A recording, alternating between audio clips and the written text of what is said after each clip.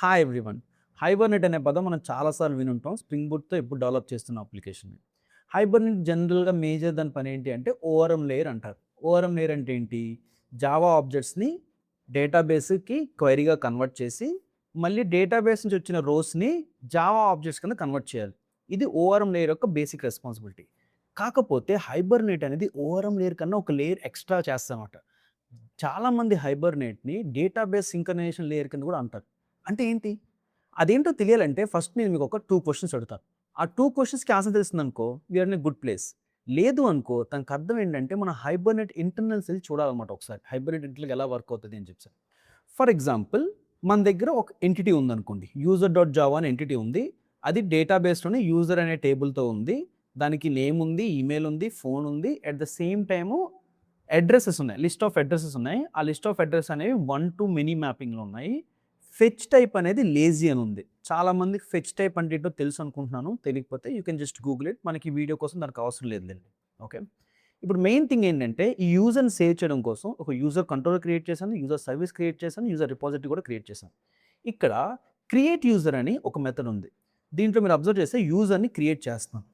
ఇప్పుడు మీరు ఈ లైన్ అబ్జర్వ్ చేస్తే ఇక్కడ నా ఫస్ట్ క్వెషన్ ఏంటి అంటే user repository dot save user అనగానే డేటాబేస్‌లోకి మీ యూజర్ అనేది వెళ్లి సేవ్ అవుతదా?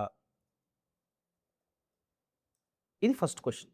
సెకండ్ క్వెషన్ ఏంటి అంటే ఇక్కడ మళ్ళీ సేమ్ యూజర్‌నే నేను ఫైండ్ చేస్తున్నానన్నమాట. సేమ్ యూజర్‌నే మళ్ళీ ఫెచ్ చేస్తాను.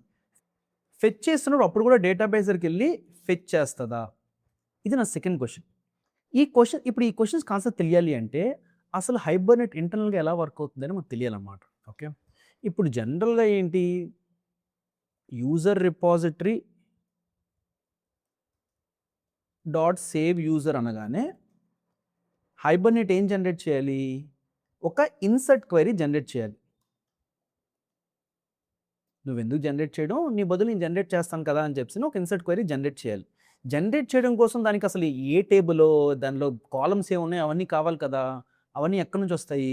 ఇక్కడి నుంచొస్తాయి. ఈ యూజర్ ఎంటిటీ చూసాము అంటే, ఈ యూజర్ ఎంటిటీలో ఎగ్జాక్ట్‌గాను అసలు టేబుల్ నేమ్ ఏంటి, కాలమ్ నేమ్స్ ఏంటి అన్నీ ఉంటాయన్నమాట. సో, హైబర్నేట్ అనేది రిఫ్లెక్షన్ ఏపీఐ. మన రిఫ్లెక్షన్ ఏపీఐ గురించి చదువుకున్నాం అసలు. మీకు గుర్తుందో లేదో రిఫ్లెక్షన్ ఏపీఐ అనేది లాస్ట్ వీడియోలో మనం ఒకసారి చదువుకున్నాం.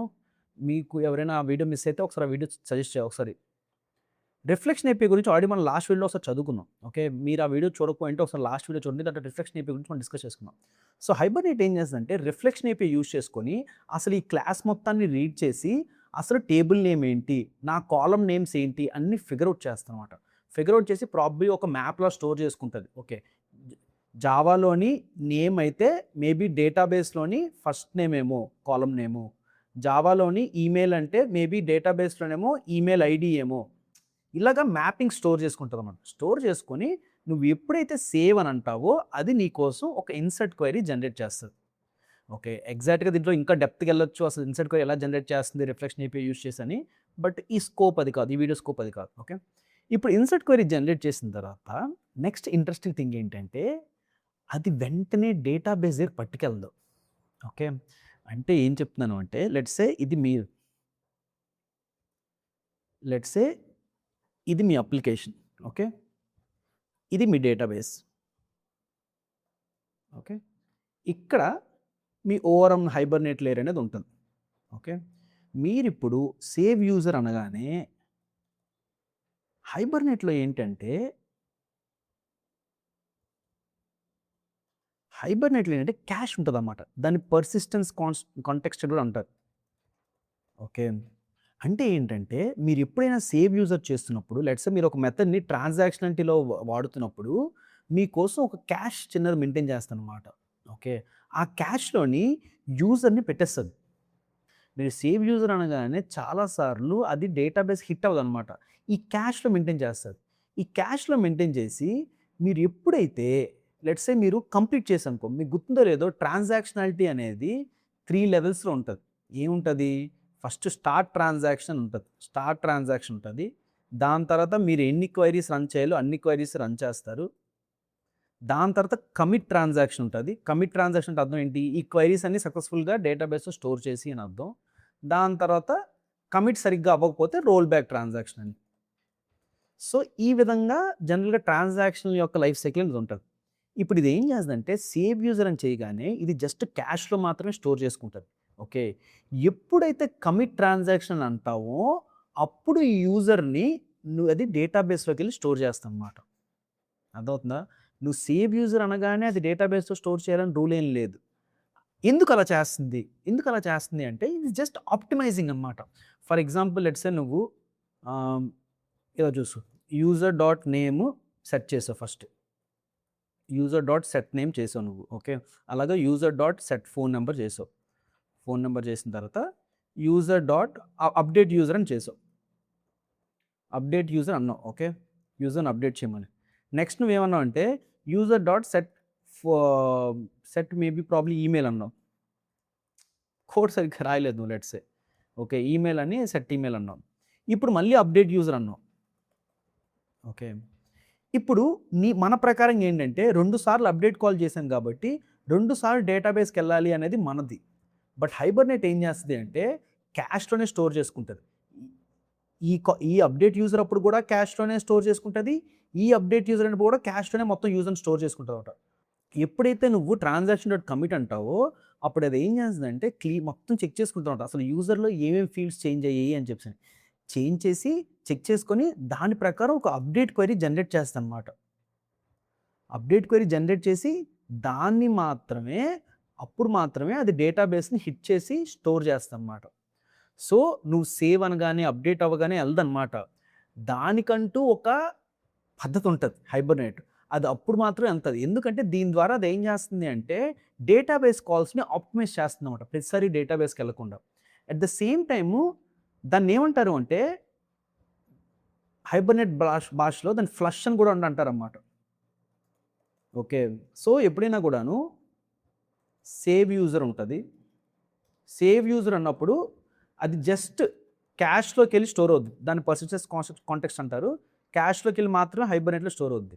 అలాగే నువ్వు అప్డేట్ యూజర్ అన్నా కూడాను అది క్యాష్‌లో మాత్రమే స్టోర్ అవుతది. ఓకే. ఎప్పుడైతే నువ్వు కమిట్ అంటావో అప్పుడు అది డేటాబేస్‌కెళ్ళి స్టోర్ అవుద్ది. ఓకే. దాన్ని ఫ్లష్ చేయడం అంటారన్నమాట. ఓకే. ఈవెన్ ఇప్పుడు కూడా నువ్వు సేవ్ యూజర్ బదులు ఫ్లష్ యూజర్ అన్నావనుకో అప్పుడు అది క్యాష్‌లో స్టోర్ అవ్వకుండా డైరెక్ట్‌గా డేటాబేస్‌లోకెళ్ళి స్టోర్ అవుద్దనమాట. ఓకే. సో ఫ్లష్ అంటే హైబర్‌నెట్‌కి ఫ్లష్ అని కమాండ్ ఇచ్చామనుకో దానికి అర్థం ఏంటంటే ఇంక నువ్వు క్యాష్‌తో ఆడిన చాలు ఇదంతా నాకు డేటాబేస్‌లో కావాలి. క్యాష్‌లో వద్దు అని చెప్పినట్టనమాట. చాలా సార్లు ఫ్లష్ అనేది ఆటోమేటిక్‌గా నువ్వు కమిట్ ట్రాన్సాక్షన్ అనగానే ఆటోమేటిక్‌గా హైబర్‌నెట్ ఫ్లష్ అనేది కాల్ చేసుకుంటది. లేకపోతే నువ్వు కూడా ఎక్స్‌ప్లిసిట్‌గా కాల్ చేయొచ్చనమాట. ఫ్లష్ యూజర్ అని చెప్పేసని సేవ్ యూజర్ బదులు. ఓకే. ఇది ఫస్ట్ క్వెషన్ కాన్సెప్ట్. సెకండ్ క్వెషన్‌కి ఏంటి అంటే నువ్వేం చేస్తున్నావు? రిపాజిటరీ డాట్ ఫైండ్ యూజర్ అంటున్నావు.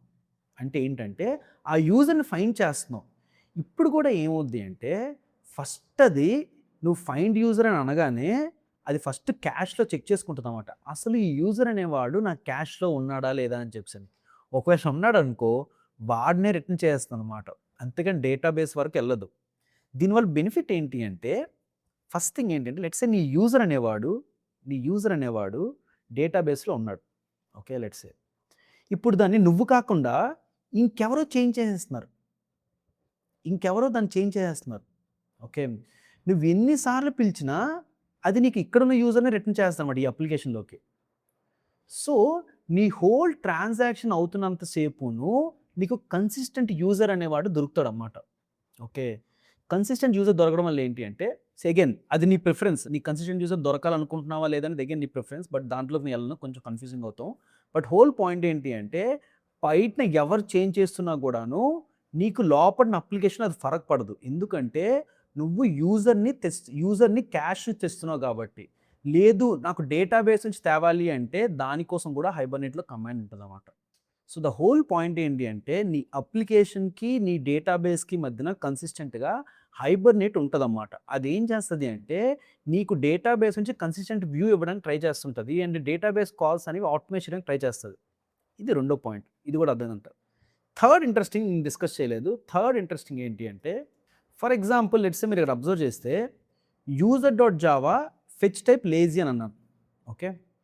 చాలామంది ఫెచ్ టైప్ లేజీ అంటే ఇవన్నీ ఐడియా ఉంటుంది. అంటే ఏంటంటే ఇప్పుడు నేను ఫైండ్ యూజర్ బై ఐడి అని కమాండ్ ఇచ్చాను అనుకోండి అప్లికేషన్ నుంచి. ఓకే, ఇవ్వగానే హైబర్నేట్ ఏం చేస్తుంది అంటే ఓన్లీ యూజర్ని మాత్రమే డేటాబేస్ నుంచి తెస్తుంది. హైబర్నేట్ అనేది డేటాబేస్ నుంచి ఓన్లీ యూజర్ని మాత్రమే తెస్తుంది అనమాట. అడ్రసెస్ని తేదు. No addresses. ఎందుకంటే ఫెచ్ టైప్ అనేది లేజీ అని పెట్టాం కాబట్టి. ఫెచ్ టైప్ లేజీ అంటే అర్థం ఏంటంటే నువ్వు యూజర్ని తెస్తున్నప్పుడు అడ్రస్ని తేవాల్సిన అవసరం లేదు. దీని ద్వారా ఏంటంటే నేను ఎక్కువ డేటా తెచ్చుకోను డేటాబేస్లోకి. ఆప్టిమైజ్డ్గా ఉంటుంది. డేటాబేస్లో కాదు, అప్లికేషన్లోకి.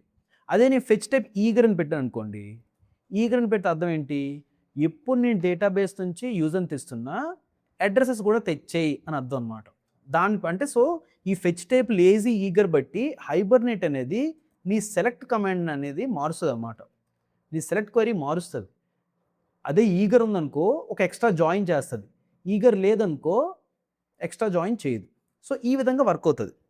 కాకపోతే ఇంట్రెస్టింగ్ ఏంటంటే ఇప్పుడు నీ అప్లికేషన్లోకి ఇలాగా తెచ్చి నీ అప్లికేషన్లోకి ఇప్పుడు యూజర్ని తెచ్చావు. ఓకే, లెట్స్ సే యూజర్ని తెచ్చావు నీ అప్లికేషన్లోకి. తేగానే నువ్వు యూజర్ డాట్ అడ్రసెస్ అన్నావు అనుకో, యూజర్ డాట్ గెట్ అడ్రసెస్ అన్నావు అనుకో. ఓకే, గెట్ అడ్రస్ అనగానే ఇప్పుడు నీకు అడ్రస్లు కావాలి, కానీ అడ్రస్లు నీ దగ్గర లేవు. ఇక్కడ నీకు ఎంప్టీ రాదు.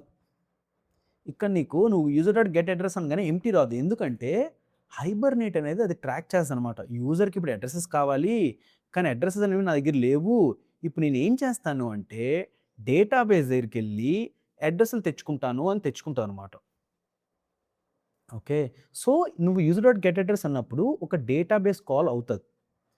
కాకపోతే ఇక్కడ నా క్వశ్చన్ అది కాదు, అది చాలామంది తెలిసి కూడా ఉండొచ్చు. ఇంటర్నల్గా హైబర్నేట్ అనేది దీన్ని ఎలా హ్యాండిల్ చేస్తుంది? ఎందుకంటే మనం ఇక్కడ ఏం చేస్తున్నావు, యూజర్ డాట్ గెట్ అడ్రసెస్ అంటున్నావు. నువ్వు డేటాబేస్ కాల్ ఏం చేయట్లేదు ఇక్కడ. యూజర్ డాట్ గెట్ అడ్రస్ అంటే ఏంటి, అర్థం ఏంటి? నువ్వు యూజర్ ఆబ్జెక్ట్ రాసుకున్నావు, నువ్వు రాసుకున్న యూజర్ ఆబ్జెక్ట్ ఇది. దాంట్లో గెట్ మెథడ్ కూడా నువ్వే రాసుకుంటావు. గెట్ అడ్రసెస్ అని దాంట్లో గెట్ మెథడ్ కూడా నువ్వే రాసుకుంటావు. మనం రాసుకున్న మెథడ్లోని ఏముంటుందో మనకు తెలుసు. అలాంటిది గెట్ అడ్రస్ అన్నప్పుడు అసలు డేటాబేస్ కాల్ ఎందుకు అవుతుంది? ఇది ఇంట్రెస్టింగ్ థింగ్ అనమాట.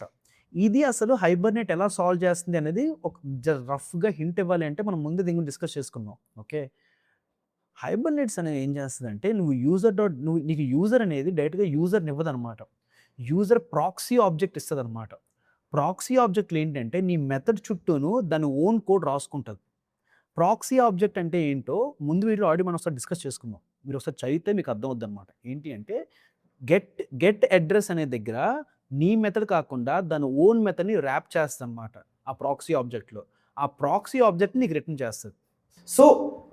ద హోల్ పాయింట్ ఏం చెప్దాం అనుకుంటున్నానంటే Hibernate is much more complex and complicated than what it seems అనమాట. ఓకే, అది ఇంటర్నల్గా వెళ్ళి చూస్తే మనకు అర్థమవుతుంది. Okay, thanks.